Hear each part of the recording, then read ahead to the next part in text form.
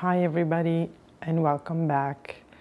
Today I wanted to discuss introspection and introspection when it comes to healing. I think you actually can't really heal if you don't have introspection.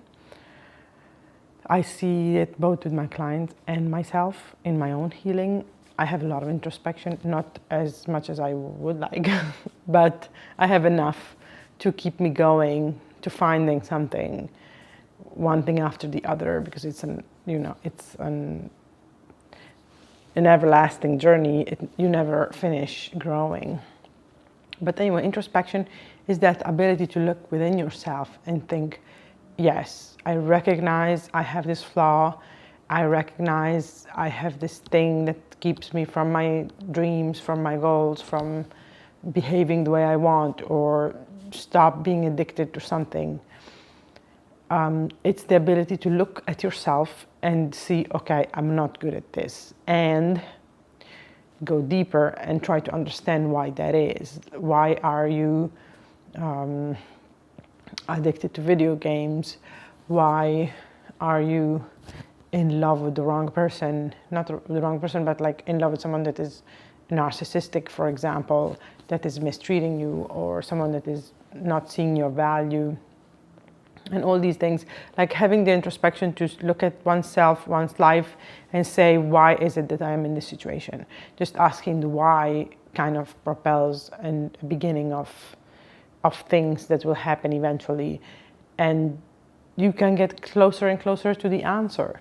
It's quite simple. It's not easy because, first of all, you have to have the courage to look within yourself and see, oh, I am doing this mistake. I'm doing all this old mistake. Oh, did I really live with this embarrassing thing my whole life? Because you realize, oh, I talk in some way, or I have like a habit that I wasn't, like of interrupting people, for example, or talking above somebody. So it's like you have to have the courage to accept that and actually not even take it so serious. Like, you're okay, even if you have like a flaw that is terrible and socially is awkward. And so what? You just sit there and do your work. Like, look at why you have it. I practically do like this. I just sit down and journal. I have a Word document open on my laptop and I go in there and I write it all down. Whenever I try to do it as much as possible, and whenever I have time and the energy, because sometimes, when the evening comes, I'm so tired, I cannot do it. I can't do anything besides going to sleep. But if you are able, which some days happen, like that people can find time, you sit down and you write, why do I have this behavior? Why am I not being the person that I could be? And you write it all down, and slowly you will realize that you can get the answer. Many people the people that want to get the answers, like if you sit on your bed one night and you say, God or universe or whoever, whatever you believe in, please send me a sign or give me an answer because I'm really suffering because of this reason. And I know I'm doing something really dumb to create this situation. Please show me what it is so the suffering can stop. I think you can get answers. Like, you usually get the answers. Maybe it's not the answer that you want, but something is going to hit you and say, this is the reason why. Or at least like it gives you the beginning, the initial hint to start digging into that direction, and eventually you find the answer.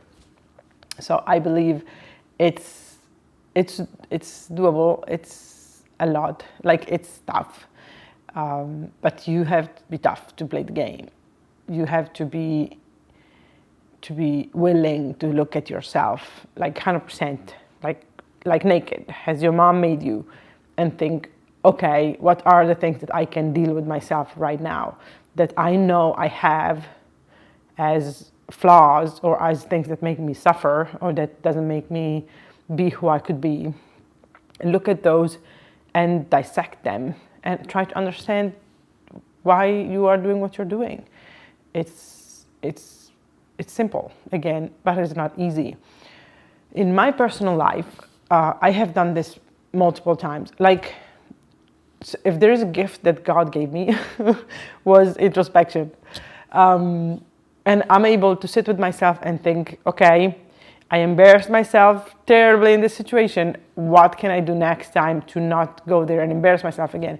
And I realized that I will keep embarrassing myself in situations like that until I go look at the deeper underlying belief that I have about that situation or people. And maybe usually it comes down to I think people think bad about me, or I give too much importance to people's opinions. And you can't live, like, if you give too much interest, like too much importance to people's opinions, you will never live well. Like, there is no way for you to be able to live well. It's just not gonna happen, because they will have their opinions. Many times they're going to be negative. It's not that often that people come to you and say, you're great. I mean, there are people that have that, which I'm very jealous of. But at the same time, you're going to have a lot of people coming and telling you do this and you have this problem and you have this other problem. And usually they are just representing something that is within us. So they are not telling us anything new. They are just reflecting back to us something that we have already going on within ourselves that we should change, or that is not who we could be. So yeah, so for example, people's opinions, yes, that's something that I feel that it's a tough one. But if you go beneath there and say, okay, let me dig deeper. What is it about other people's opinions that matters so much? Why is this exact thing hurting me? And then you go look, and then maybe you find, okay, it has to do with me not liking myself, or or my mother never approved this part of me, or something, or my dad never liked me for this reason. So you can find multiple answers, but usually most of the answers are going to be something about self-worth. Like, if you don't feel worthy, and many people don't, if you don't feel worthy, you are going to have a hard time with situations and just in general things that will come up in your life that to remind you think you're not worthy, wake up, you think you're not worthy. So you have these alarm systems that you need to put off. And you usually tend to put off, like, swiftly with alcohol or with smoking marijuana or with binge watching TV or eating sugar or something that you're not supposed to be doing. So instead of doing that, you need to move that stuff out of the way, like all the addiction, and look at, okay, why do I feel unworthy? Who said this to me? Why am I unworthy? And then you go back, and eventually you will find out it's either your dad, your mom, your school teacher. Like, at the very beginning of your life, someone told you that you were unworthy, or made you feel like it, like, or not loved, or something like that. Many people have this, and in the mental health field, you can see everybody has a worth issue. Mostly everybody has a worth issue. Even like when you see the narcissistic personality types, the problem is a worth, well, everybody knows that, but it's the worthiness. At the end of the day, they feel grandiose because they feel unworthy really deep inside of them. But it's almost impossible to go and tell them that that's the problem. So in that case, yeah, some cases are harder than others, but usually for most people, it's self-worth. And if you go beneath the surface and start digging, you can really find the answers if you are willing to know the answers. So thank you for listening. Subscribe to my channel, and I'll see you next time.